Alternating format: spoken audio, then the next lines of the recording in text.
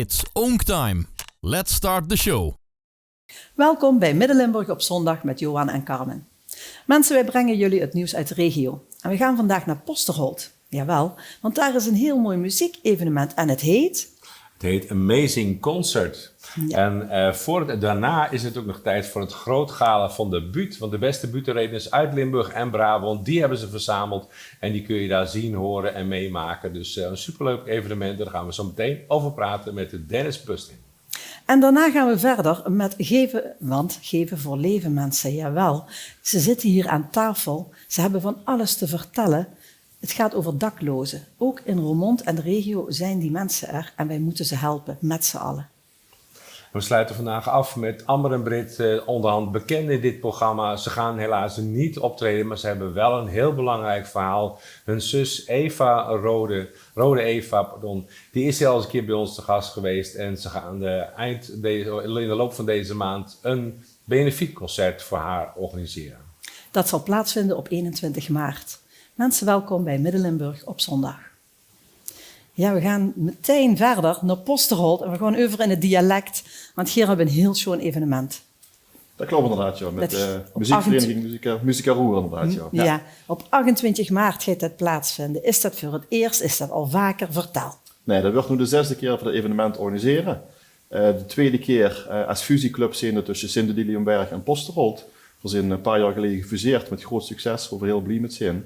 En vooral ook weer een ganse volle sporthal te gaan krijgen op 28 maart. Ja, zeker. En wat gaat er gebeuren? Wat gaan we allemaal metmaken op 28 maart? Nou, de titel Amazing betekent 2 betekenissen. De eerste betekenis natuurlijk het verbazingwekkende. En de tweede ook het metzingen. Dus vandaag de lui uit in de zaal om met te zingen. We hebben grote ledschermen hangen waar alle teksten live metgedraaid werden met artiesten die aan het zingen zijn. En vandaag dan een Limburgse artiest dagen vooruit om buiten haar comfortzone op te treden en liedjes te zingen wat ze normaal alleen maar in de douche durven te zingen. En die ze dan bij ons op de bühne mogen komen zingen. En dit jaar komt Spik en Span was toe. Heerlijk. Niet alleen Spik en Span. Ik las meer dan 200 artiesten komen daar bij jullie op de bühne. Dat is echt een mega-evenement geworden ondertussen. Ja, het is inderdaad heel amazing, ja. Dit jaar hebben we een dansgroep erbij uit Duitsland. Die komen met 55 danseressen komen die bij ons dansen. We hebben een koor erbij uit Zusteren. Die komen met 41 zangers zingen. Zelfs de harmonie zijn met 70 personen en dan nog de losse artiesten erbij, dus de komt al dik boven 200. Ja. En ook de kinderen van de basisscholen die komen optreden, dus jullie hebben ook de gemeenschap er goed bij betrokken. Ja, heel belangrijk, want de harmonieorkesten, fanfareorkesten, kennen wel het steun gebruiken in deze tijd. Het is toch een hobby waar veel tijd in gaat zitten. En we hopen dat we de kinderen enthousiast krijgen om bij de harmonie of de fanfare erbij te komen. Zodat we zorgen dat we onze eigen toekomst kunnen vaststellen. Dat dat altijd blijft bestaan in de toekomst. Want dat is heel belangrijk in deze tijd. Ja, je zegt we doen het al 6 jaar. Is het ook zo dat jullie na die 6 jaar al iets merken van het effect dat er meer jonge mensen zich aanmelden? Ja, na elke editie is altijd wel een zichtbare boost in aanmeldingen van kinderen die van de basisschool die zich aanmelden. Of gewoon leden uit een dorp en zeggen van ik heb vroeger een instrument gespeeld, ik kom hier mee doen. Dus dat is zeker merkbaar, ja. Oké. Het is ook heel succesvol als het gaat om het aantal bezoekers. Hoe heeft dat zich ontwikkeld in de afgelopen jaren? We zijn in 2012 begonnen.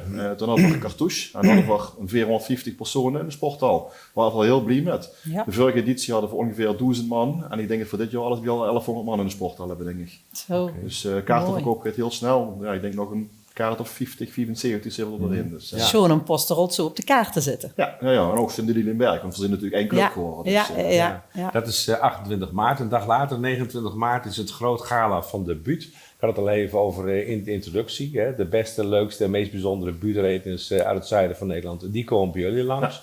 Ja. Waar moeten mensen nou speciaal voor komen? Wat zijn er de extra tractaties? Elke buurtredner heeft wel gehad. Voor de Limburgse buurtredners en ook Brabantse buurtredners. De Limburgse zijn meer van het klassieke. Bijvoorbeeld als je naar Hardaniëls kijkt, zoals Herkenbosch komt. Dus dit jaar de Limburgse kampioen geworden. Het is bijna een thuiswedstrijd. Precies, voor hem bijna een thuiswedstrijd inderdaad, ja. En daar maakt denk ik de buurt op een meer klassiekere manier.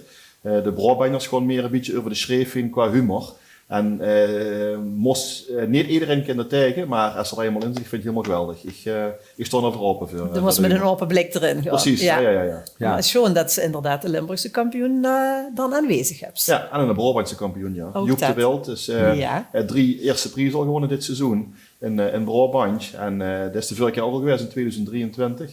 komt nu weer. En dan zijn we heel blij dat het weer in ons midden is. Dus, Ook heel markante persoon, begreep ik. Ja, precies. In wat er kunt neerzetten. Ja, het is misschien, het geeft misschien een beetje nou een cabaretier is een groot woord, maar er zit meer verhaal achter. Dus meer een act dan een echte mopjes aaneenschakeling. Dus niet echt een typetje waar je de mopjes als het ware aan vastplakt, maar echt een verhaal. Een verhaal erin inderdaad, ja. Ja, en kun je al iets vertellen over wat hij dit jaar gaat neerzetten? Of?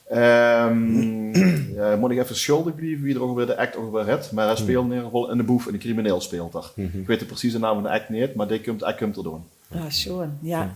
En van wie laat tot wie laat zien de evenementen? Nou, Amazing Concert op zaterdagavond begint om 8 uur. Ja. De zaal gaat open om 7 uur. We hebben een beperkt aantal zitplaatsen. De lui wat willen zitten moeten dus om 7 uur door zijn, anders zijn de zitplaatsen weg. Dus we Harmonie speelt om een uur of 11, kwart op 11. En dan komt een coverband, 10 Feet Up, misschien wel bekend. En die spelen door tot 1 uur. En dan is zaterdagavond dan einde.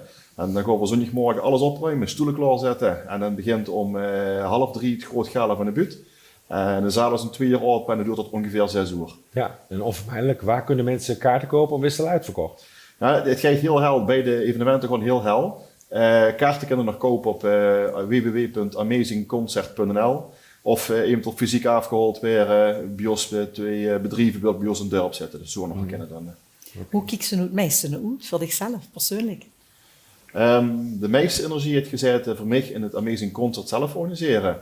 En ik kan er nu al van genieten als de lui in het publiek heel verrast zijn, geëmotioneerd zijn, met een grote glimlach staan. Dat is gaat echt van genieten. De lui echt genieten van het evenement.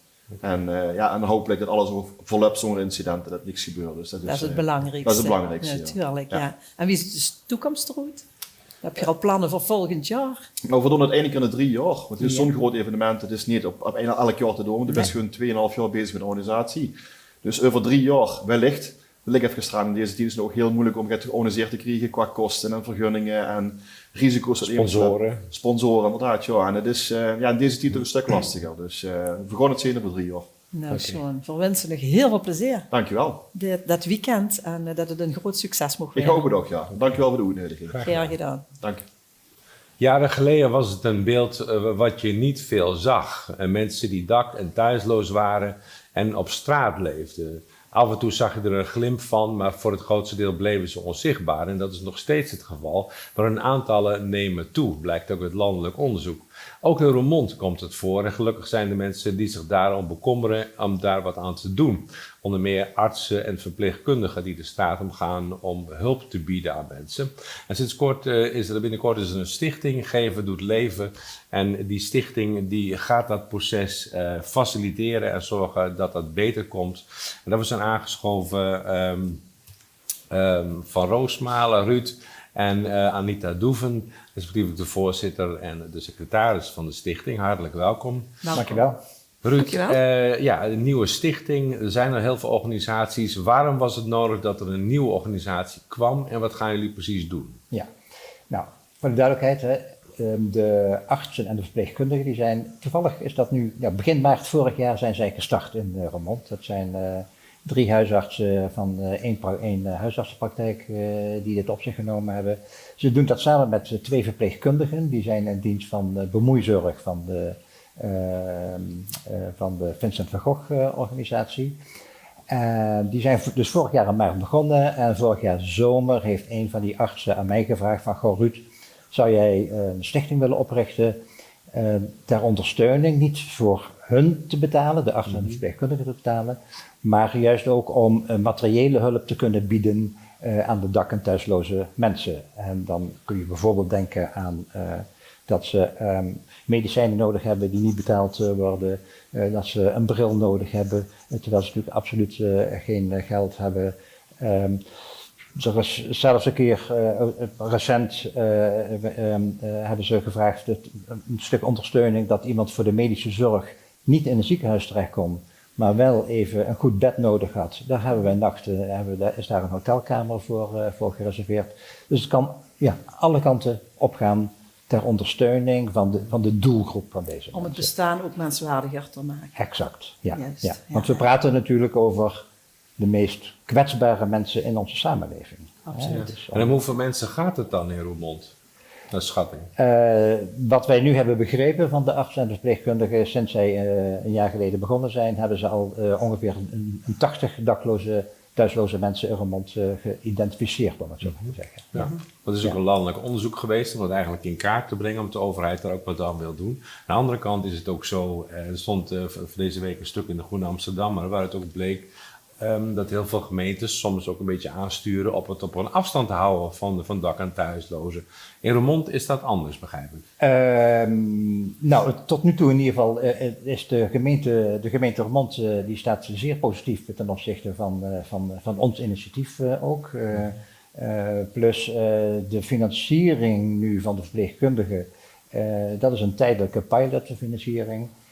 En eigenlijk heeft de gemeente Roermond al een toezegging gedaan om ervoor te zorgen dat het ook na dit jaar, als die pilotfinanciering afloopt, dat de gemeente Roermond hier doorgaat om dit mee te financieren en te faciliteren. Daar mogen we best trots op zijn, want Roermond heeft wel een reputatie. We staan ons mannetje of ons vrouwtje, hè? We zijn nogal schreeuwend met z'n allen, maar het heeft een heel groot sociaal hart, zeg ik altijd.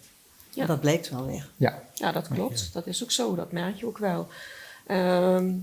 We zijn trouwens niet de enige gemeente die dit soort dingen doet. Hè. Wat dat betreft zijn er ook al meerdere gemeentes die er zijn, ook grote gemeentes.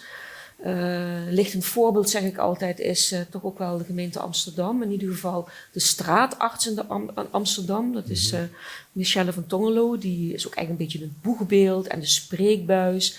Die maakt ook veel dingen aanhangig van waar het systeem juist faalt. Hè. Wat we in Nederland hebben, hoe we de dingen georganiseerd hebben. Kun je een voorbeeld noemen? Waar faalt het? Ja, waar zij bijvoorbeeld zegt, dus een heel mooi voorbeeld is, waar we nu net vandaan komen, is dat als het vriest, dan overdag gaan dan dingen open. Dan kunnen de daklozen overdag ook terecht in locaties waar het wat vriest. Waar het wat warmer is. Maar zo gauw als het boven 0 graden is, dan worden die weer gesloten. Of dat er uit de nachtopvang uitgebreid wordt, dat mensen dus meer naar de nachtopvang toe kunnen. Maar als het 0,5 graden is, dan gaat dat niet meer door. Nee, terwijl je moet je voorstellen, het verschil tussen 0 graden en 1 graden, dat is niks. Dat is niet heel. Maar dan gaat het dus dicht, omdat de regels zo zijn dat dat dus dan weer dicht gaat. Ja. En dat maakt zij heel erg aanhangig. En dat zien we dus, daar horen onze straatartsen hier natuurlijk ook over. Ik zie dat het begrip zelfredzaamheid is daarbij cruciaal eigenlijk. Ja. Dat wordt eigenlijk te pas en te onpas gebruikt om mensen binnen te halen of buiten te sluiten. Klopt dat? Ja, klopt. Als degene die het moet beoordelen vindt dat iemand voldoende zelfredzaam is, dan vervalt het recht op opvang inderdaad, ja. Blijkbaar zijn op die manier, misschien niet in Roermond, maar de rest van het land ook vrouwen met kinderen, et cetera, gewoon weer de straat opgestuurd. Ja, nou er zijn wel vrouwen, zeker in Roermond, die op straat leven, die door huiselijk geweld op straat gekomen zijn. En die dus geen dak boven hun hoofd hebben. Dat soort verhalen hebben wij inmiddels al wel gehoord. Ja. Schrijnend, of niet? Ja, dat is heel schrijnend. Voor mij is dit een nieuwe wereld. Ik ben gevraagd om hier als secretaris mee aan de slag te gaan. Ja, en ik vind het wel heel erg schrijnend om de verhalen te horen. Wat is de reden dat je hierbij onder andere de blogs en dergelijke die ik via Michelle van Tongelo zag. En ik dacht van jeetje, dat we dat in Nederland gewoon zo toelaten met elkaar. Ja. En toen, Ruud is dan gevraagd om de stichting vorm te geven. En die kwam bij mij op de lijn van, ik zoek iemand die hier aan mee wil werken. En toen dacht ik, ik vind dit wel een belangrijk iets om aan mee te werken. En we merken dat meer mensen het wel belangrijk vinden om toch aan mee te werken. Ja. Want een aanvullend doel van ons is ook dat wij eigenlijk de aandacht willen vragen voor het werk wat deze artsen en verpleegkundigen doen. Hè? Dus dat we echt ook verhalen gaan verzamelen en op onze website die net klaar is zullen plaatsen, ook via de social, via Facebook, via Instagram, via LinkedIn. Zullen we regelmatig de verhalen, de ervaringen die deze mensen opdoen, om die te laten zien. Dat iedereen kan lezen, kan zien van wat er ook daadwerkelijk soms verborgen inderdaad op straat gebeurt. Ja, want heel veel mensen zullen dat inderdaad niet zien en niet waarnemen. Kun je eens wat voorbeelden noemen van dat soort verhalen? Waar komen mensen dan mee in aanraking als verpleegkundige of als arts en hoe gaan ze daar nou mee om? Ik denk dat jij hoorde... Precies, ik heb dat mij als taak opgenomen samen met een ander bestuurslid om de verhalen inderdaad bij de straatverpleegkundigen en bij de straatarts een beetje op te halen, om dat maar even zo te noemen. Ja, en de eerste die bijvoorbeeld vertelde is dat een man van 70, die is dan, omdat hij, exacte details weet ik dan niet, maar die is op straat terechtgekomen op zijn 70ste. Niet meer door de woningbouwvereniging getolereerd op straat gekomen. Ja, en die is ook incontinent. Nou, stel je dat maar, daar kun je je bijna niet iets bij voorstellen.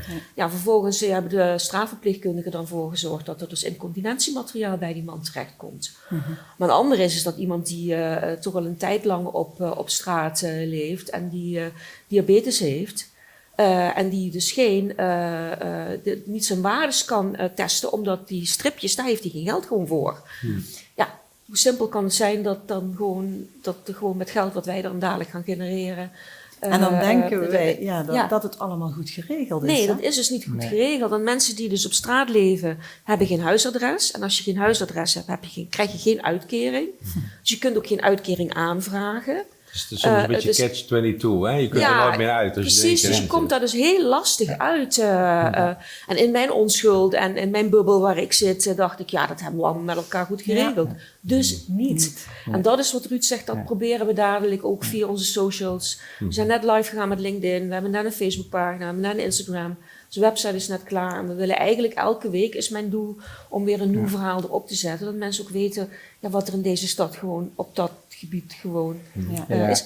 En ook nog aanvullend, hè, want het prototype van een dakloos iemand bestaat niet. We praten over totaal verschillende mensen. Op de allereerste plaats, ook, het kan iedereen overkomen. Juist, het kan ons allemaal het kan jou overkomen. Ja, door een echtscheiding, door werkloosheid te raken, combi, huisvesting kwijt te raken. Nou, dan is het al zover. Ja, dus we praten over... soms gaat het ook om vrouwen die dus na gehuiselijk geweld op straat komen staan, soms met kinderen inderdaad, wat net ook al werd genoemd. We hebben hier in deze regio natuurlijk ook heel veel mensen die uit Oost-Europa die hier tijdelijk werken, de arbeidsmigranten waar het werk weer vastgekoppeld is aan huisvesting. Je wordt eruit gegooid en je bent je huisvesting kwijt, dus die komen ze veel tegen. Maar we kunnen het ook hebben over jongeren die eerst in de jeugdzorg ergens geplaatst werden. Ja. Je wordt 18 jaar, dan houdt het op. En ook die belanden soms en je wordt op straat gezet. Ja. Als er geen vangnet is. Ja. Exact. Ja. Want Ruud, jij komt uit de GGZ-zorg, weet ik toevallig. Vroeger was dat inderdaad een van de veel voorkomende kenmerken van mensen die dak- of thuisloos werden. Dat er problemen waren, et cetera. Nu is het veel meer complexe problematiek. Ja. Kun je aangeven hoe dat dan ongeveer verdeeld is in die groepen? Of is daar geen pijl op te trekken? Nee, om precies te vertellen pakweg van de 80 mensen die al geïdentificeerd zijn, kan ik niet zeggen exact van zoveel die groep, zoveel die, zoveel dat. Nee, het loopt giga door elkaar heen en het fluctueert denk ik ook, ja. Met de stichting waren jullie op zoek naar een aantal ambassadeurs en die hadden jullie in eerste instantie 3 gevonden. Ja. Wie zijn dat? Ja, daar zijn we heel blij mee. We hebben dus Rob Polman, bekend als directeur van de Oranjerie en het Arresthuis bereid gevonden om ambassadeur te zijn. We hebben Wim Cox, ook een zeer bekende horeca-ondernemer, met ook het hart op de goede plek. Die is ambassadeur van onze stichting geworden. En tot slot ook, al dan niet geheel toevallig, ook uit de horeca, hebben we Anke Janssens, bekend van de Mr. Sammy restaurant en Tante Tilly. Ja. Ook een bekende persoon uit de horeca. En zij hebben natuurlijk een heel uitgebreid netwerk en zij zijn bereid om ons zowel ook in praktische zin te ondersteunen, maar ook weer van hun netwerk gebruik te kunnen maken we hebben veel donaties en giften zeker nodig. En toen dachten we, als we nou alleen maar horeca-mensen hebben, dat is niet zo handig. En toen hebben we iets anders nog bedacht. Toen zijn we nog bij iemand anders langs gegaan. En we hebben dus tot slot ook gevonden. Ja. Carmen, dat toevallig. Is dat ze dus niet wilden verklappen. Ik mag ter plekke bekendmaken dat ik dat met heel veel respect en heel veel dankbaarheid aanvaard om ambassadeur te zijn voor deze stichting. Ja, daar zijn we heel blij mee. Nou, dat is heel goed om te horen. Gefeliciteerd Carmen. Ik denk dat het een verantwoordelijke taak is en heel belangrijk. Misschien nog heel even, ook niet onbelangrijk om te vermelden.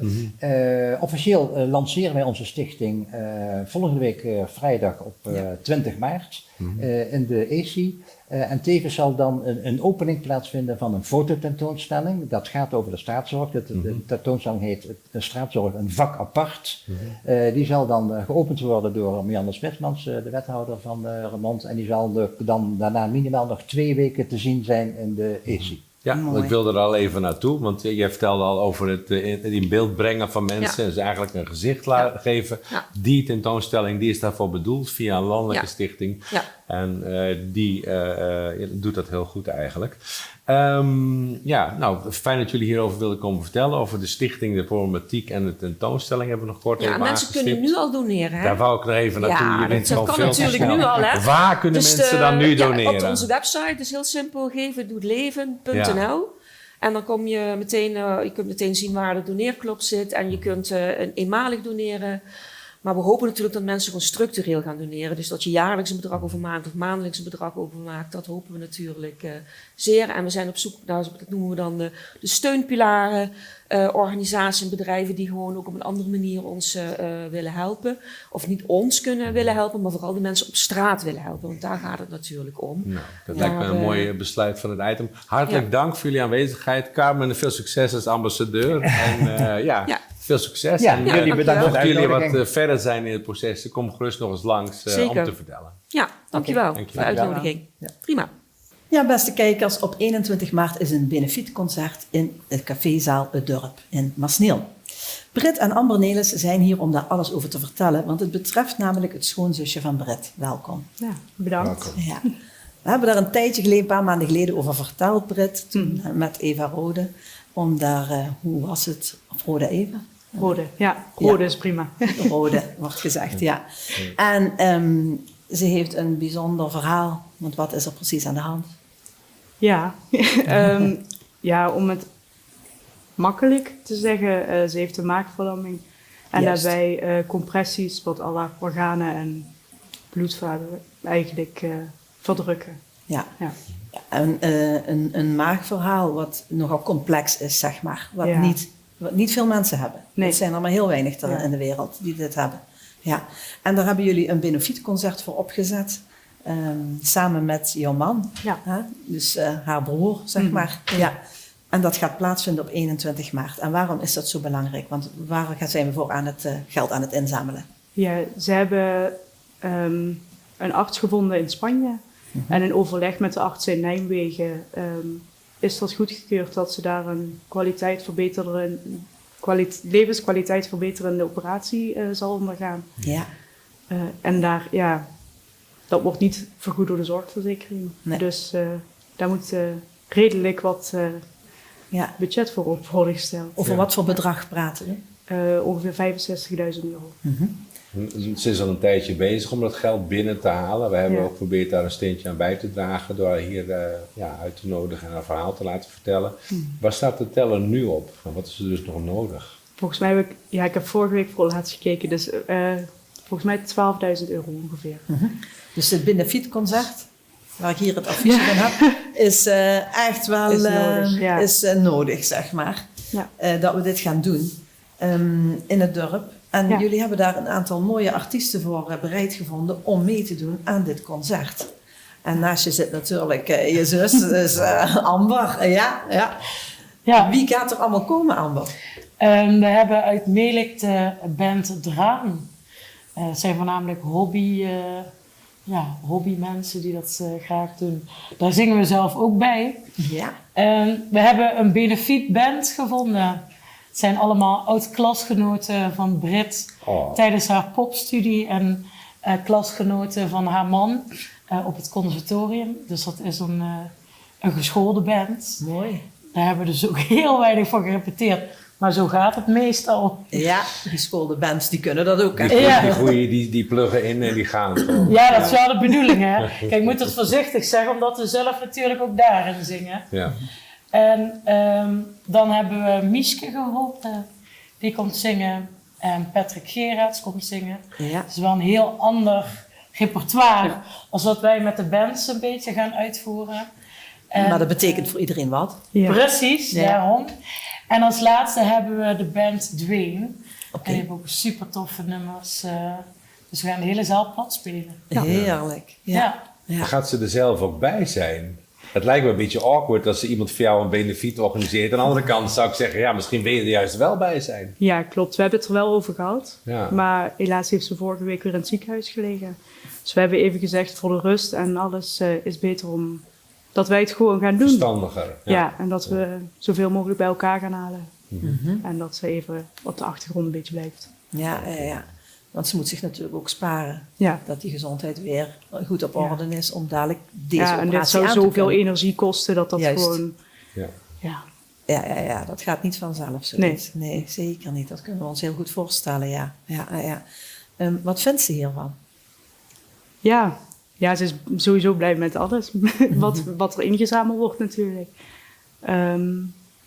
Ze vindt het wel heel tof en ze is wel heel blij dat we dit voor haar doen. We hadden het erover dat we wel zelf iets kunnen doneren.